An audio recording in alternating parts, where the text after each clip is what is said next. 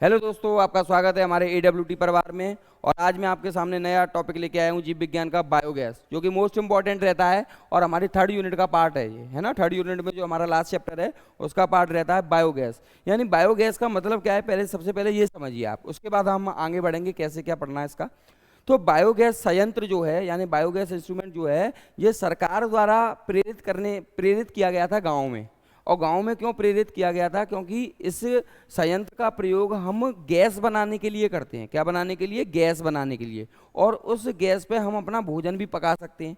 ठीक है। तो सरकार ने कहा कि गांव में जो भैंसों का जो गोबर होता है उसको हम ऐसे ही रोड के किनारे डंप कर देते हैं, जिसकी वजह से क्या होता है कि वो गोबर सड़ता रहता है, उसमें से जहरीली गैसें निकलती हैं, तो वो वातावरण को भी प्रदूषित करती हैं।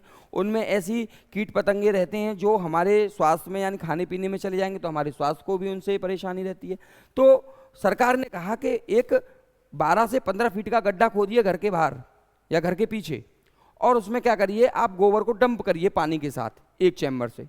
जब आप गोबर को डंप करेंगे तो गोबर में मेथेनोजन बैक्टीरिया होता है। कौन सा बैक्टीरिया होता है? मेथेनोजन बैक्टीरिया होता है। अब वो मेथेनोजन बैक्टीरिया क्या करेगा, यानी जो उसमें सुक्रोज है, यानी गाय भैंस क्या खाती हैं? पेड़ पौधे, पत्तियां, सानी वगैरह खाती हैं।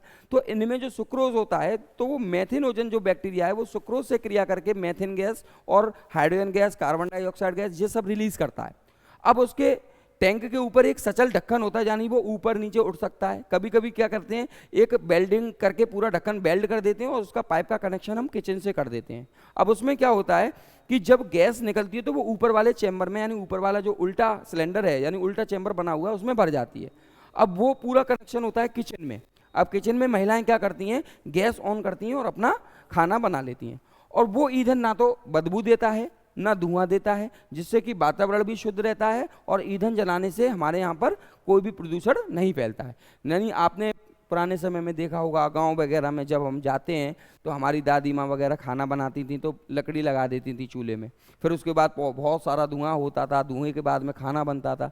तो हमारी माता बहनों को जो खाना बनाती हैं, महिलाएं जो खाना बनाती हैं, उनको भी परेशानी होती थी, फेफड़े से संबंधित परेशानी, एलर्जी हो जाया करती थी, है ना। तो ये सभी परेशानियों को ध्यान में रखते हुए सरकार ने ये प्लांट लगाया कि बायोगैस संयंत्र लगाइए, गाँव में घर घर संयंत्र लगाइए, जिससे कि हर घर में गैस बने और उस गैस का प्रयोग खाना बनाने में हो, जिससे प्रदूषण को रोका जाए और उस गोबर को खुले में डालने से रोका जाए, जो कि जहरीली गैस उत्पन्न करता है। यानी मेथेन जो गैस है वो ईंधन यानी जलने में सहायक होती है, ईंधन है, तो उसको भी हम वैसे ही वेस्ट क्यों करें। ठीक है। तो आइए देखते हैं इसका डायग्राम हम कैसे बना सकते हैं। तो सबसे पहले आप डाइजेस्टर बनाएंगे। इस तरीके से डाइजेस्टर बनता है इसका, ये डाइजेस्टर बनता है इस तरीके से।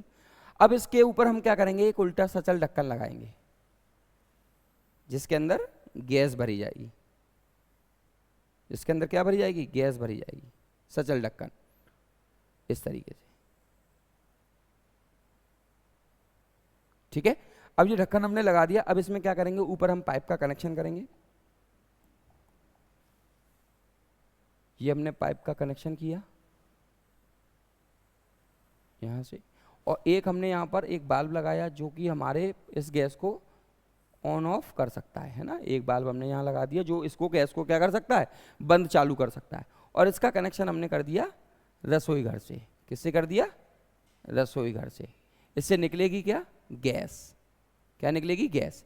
अब इसमें दो चीज़ें और होती हैं, छोटी छोटी सी चीज़ें होती हैं, जैसे मान लीजिए इसको मैं इधर से और इसको मैं इधर से रफ करूँगा।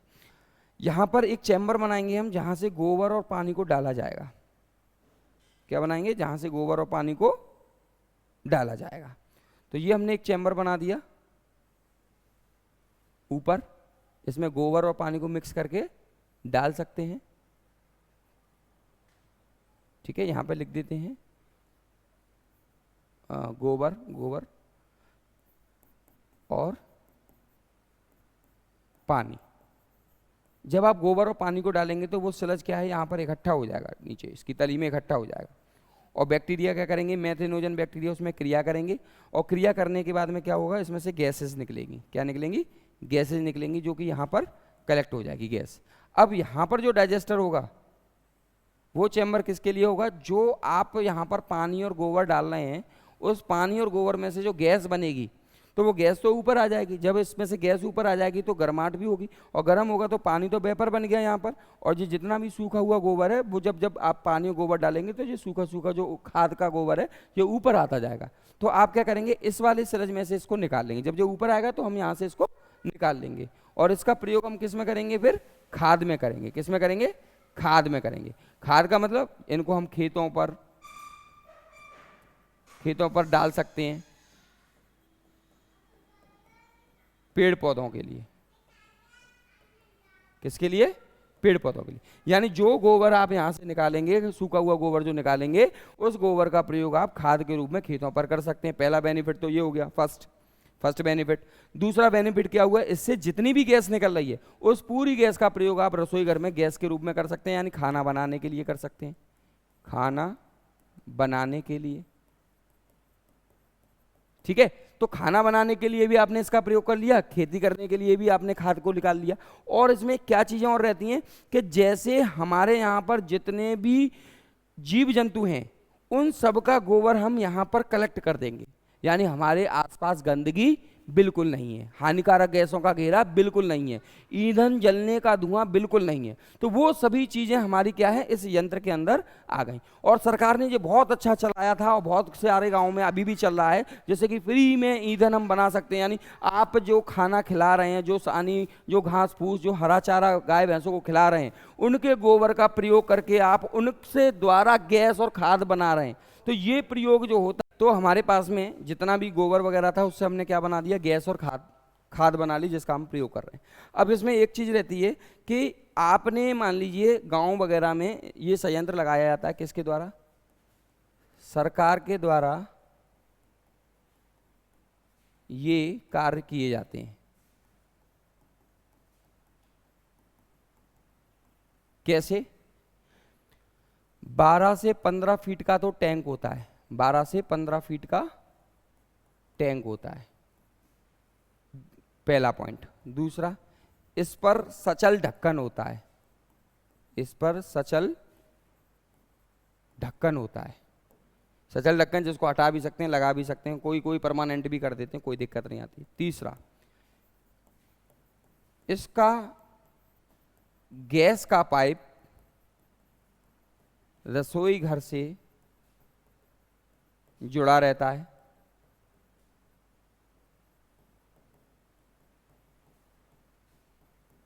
रसोई घर से जुड़ा रहता है। दूसरा, अब चौथा, यहां पर इसमें से निकलने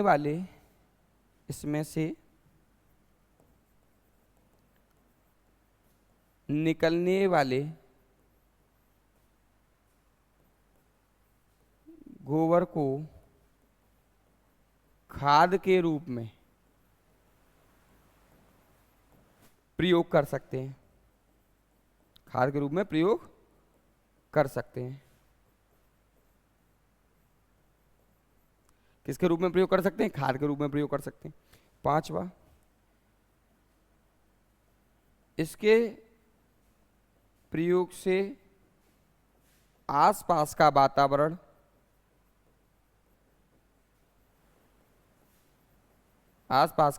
स्वच्छ रहता है, यानी कोई भी पॉल्यूशन, कोई भी बीमारी वगैरह इसके आसपास नहीं रहती। यानी आप इन पॉइंट्स को देख सकते हैं।